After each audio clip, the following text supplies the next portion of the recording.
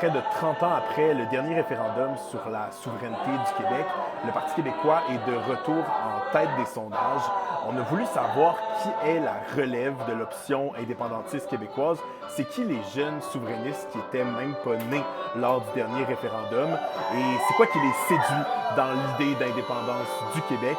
Pour aller à leur rencontre, je vous propose une immersion dans un rassemblement de Oui Québec qui se passe derrière moi. C'est un organisme qui a pour mission de réunir les indépendantistes de tous les horizons.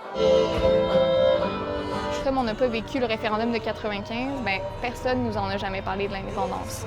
Donc, avoir des discussions entre féministes sur qu'est-ce que l'indépendantisme ferait, avoir des discussions entre environnementalistes, tout ça, faire des manifs, c'est comme ça qu'on y arrive. Aujourd'hui, il y a tellement de raisons qui sont progressistes d'être indépendantistes que c'est plus vrai. Pour les jeunes de mon âge, c'est plus vrai que l'indépendantisme, c'est conservateur. Je suis venu ici pour parler de souveraineté parce que je pense que c'est la meilleure solution pour défendre la langue française.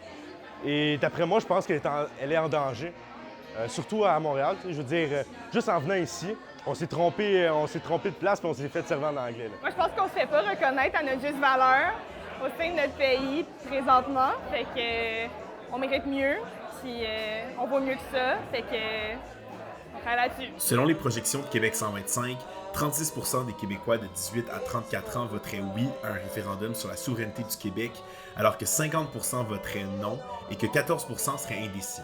Malgré tout, les jeunes militants à qui j'ai parlé demeurent optimistes. Je pense que de continuer à parler d'indépendance dans la sphère des médias sociaux et d'expliquer pourquoi c'est nécessaire, je pense qu'au fur et à mesure qu'on fait ça, un jour ou l'autre, on va y arriver. Je pense qu'à Montréal, ça bouillonne, ça se passe.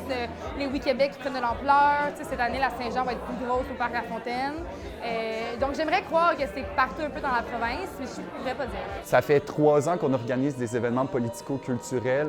Pour nous, c'est une manière incroyable de mobiliser le monde, que les gens se rappellent c'est quoi qui les lie les uns aux autres. Puis aussi, on a une belle relève musicale québécoise, belle relève culturelle. On a envie de la mettre de l'avant puis que les artistes aient un espace pour pouvoir s'exprimer sur cette question-là.